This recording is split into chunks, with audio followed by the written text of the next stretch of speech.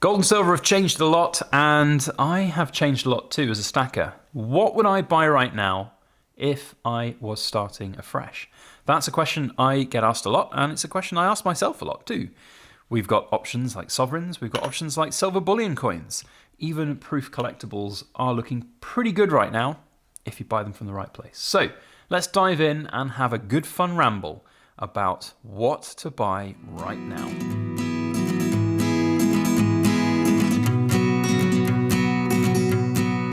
Hello everybody, Backyard Bullion here, and a very warm welcome to you all joining me for another precious metal ramble.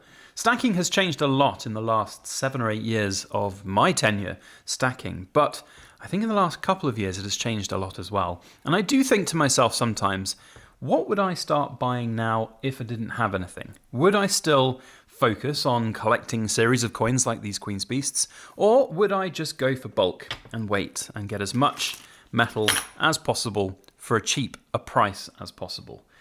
Certainly are opportunities to do both right now in a very cheap way, and I will share some of my opinions on this subject in this video as best I can, but do bear in mind I have the beauty of hindsight there to cloud a lot of my opinions right now.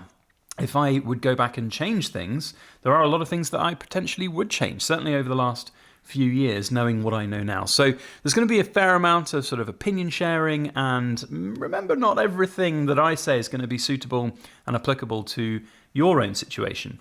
So I would encourage anybody to have a good hard look at what is right for them and really understand what you're getting into, whether it be collectibles or bullion. So with that said, let's dive in and have a ramble whilst we look at these beautiful coins. Now, I got this set out to talk about in this video because I do feel that this Queen's Beast series is sort of the pinnacle, that turning point almost, that peak on which we then had this, I think, shift. Now, I don't want to be too negative. I don't want this to be a sort of video where it's just man shouts at coins, basically, and the world.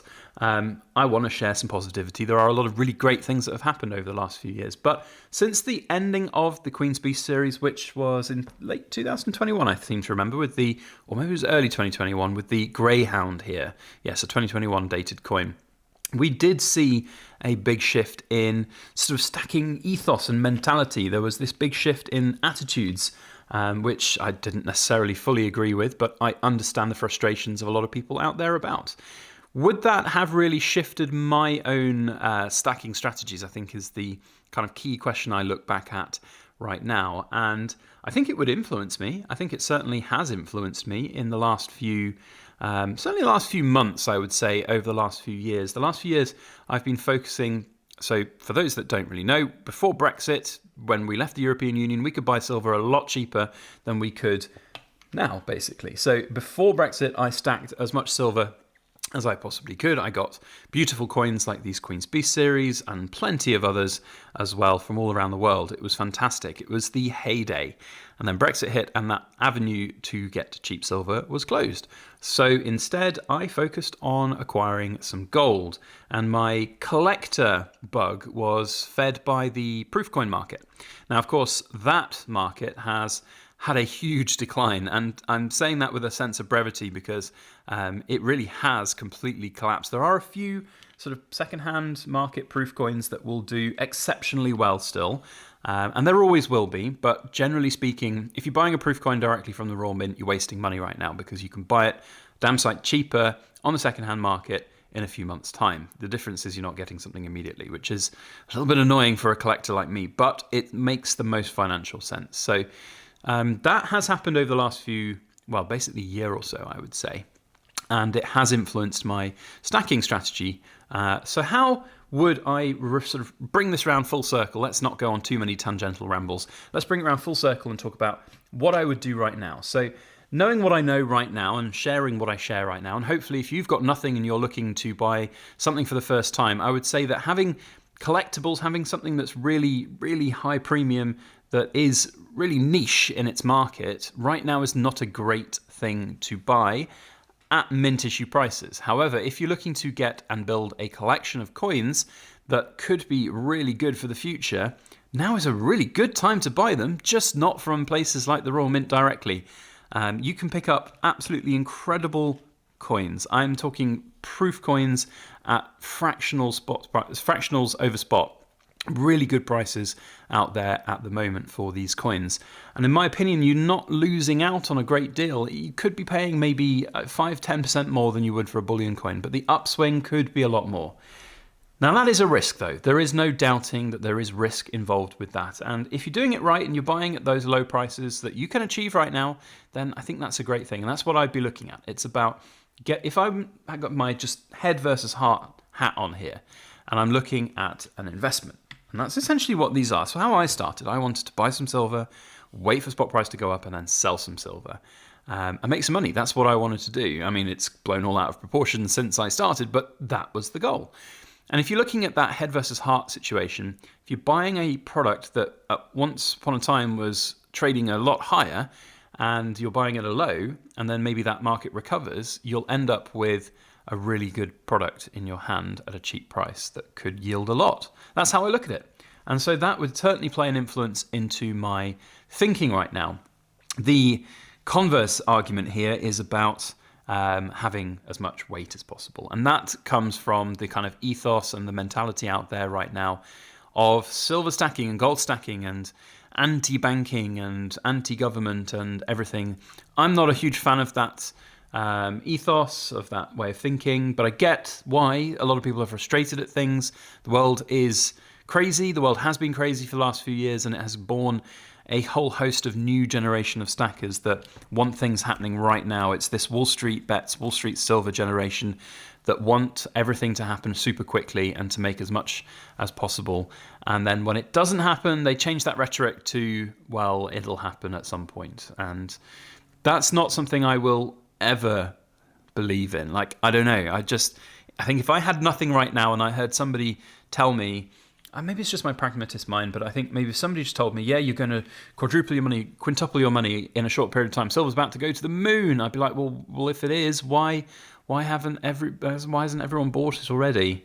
And their argument is, well, everyone is buying it. There's a shortage, but there isn't a shortage, and there has never been a shortage. There was logistical supply issues, but there's never been a shortage. So difficult markets for sure. So what does that lead from my conclusions right now? If I was in this game with nothing, if I had no silver or gold right now, what would I be looking to buy? I would certainly consider silver. However, if I'm in the UK, I would also be looking at it going, well, it's far too expensive with the premiums, with the with the swing there. If you're buying it to sell it later on, you're going to have to wait a while. Gold, on the other hand, is great, and gold right now, fantastic. I think from me, individually, I am a collector at heart. I always have been. I like collections. I have collections of various different things. And I would say to myself, I would want a little bit of both. I'd probably take on some. I'm looking at these sovereigns right now, and do you know what my heart is saying? I would take on a sovereign collection. I would look to, as best as possible, without spending a boatload of money, get like a date run of sovereigns to get as many of those fun coins as possible. They're parts of history. I really enjoy them, and they are fantastically cheap right now. You can pick up sovereigns near spot price, if not at spot price, on places like the Silver Forum. So it's a really good option to buy right now. That doesn't mean I wouldn't buy any silver coins, but I want to just reflect in this last section of the video on the shifting changes in the coin market right now. It's swamped. It's massively huge. And when I started stacking silver back in the day, I sound like an old man now, but when I started stacking silver back in the day, you had your main mints, you had your couple of private mints that would make some cool products and cool rounds and stuff, but there are a lot more. We're spoilt for choice now in terms of mints around the world. There are plenty of private mints churning out absolutely stunning pieces and stunning products on a near monthly basis. We're going to be showing another incredible one from the Germania Mint this Friday. And I don't begrudge any of these companies. I think they're good and great. But what it does mean is it waters down a lot of the different options out there for other people in the coin collecting world. What do you buy? What is going to be a good buy? A lot of the time you're buying something and it might be a premium from these companies, and the chances of getting the premium back might be quite low, because after about a month, most of these products are forgotten about and people just move on to the next thing, to the next momentary thing. This boils back down to this new sort of generation of stackers that want everything quick in this sort of, I was going to say the dot-com generation, but that's even now an old generation. That was 20, 30 years ago. It's the social media boom that really has yielded a lot of people to want this quick turnaround. And, there are parts to play on YouTube about that as well. There's been a lot of content creators who've gone down that rabbit hole of really, pumping a lot of what is good about silver and gold. I've done that too. I've also talked about the negatives of silver and gold, and I will continue to do so on this channel. I think it is only the right thing to do because I don't see it as a cure-all amazing thing that everyone should have as much of as possible. I think it's something that you should buy if you have the means to do so as part of a bigger picture portfolio of coins. So that hasn't changed, and I don't think that will change for me. Certainly, if I was starting from fresh right now, I would have a level head. I'd have a pragmatic approach.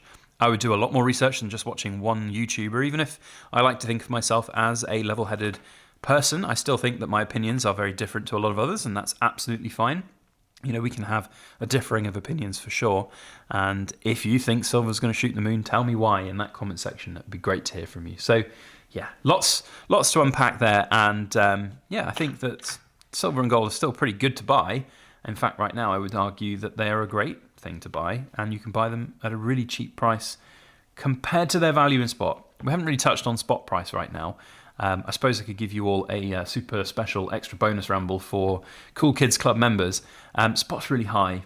I don't like spot being really high. I want spot to go down so I can buy a little bit more. But it's one of the stacker's kind of quanundrums. I've made up a new word. A stacker quanundrum is where you kind of don't want spot to ever go up because you want to keep accumulating as much as possible, but at the same time, at some point, you want to sell your stuff and make some money on it. That's, how it is. That's how it is for me. Some people might never want to sell, but it's one of those tough ones. Anyways, that is my ramble for today. Thank you all for watching. I do appreciate it, especially all the Cool Kids Club members on the channel and the Backyard Bullion Rambling Society members. You guys are absolutely incredible, and I thank you very much for your time. We'll see you down in the comments. Don't forget to like, share, comment, and subscribe for more.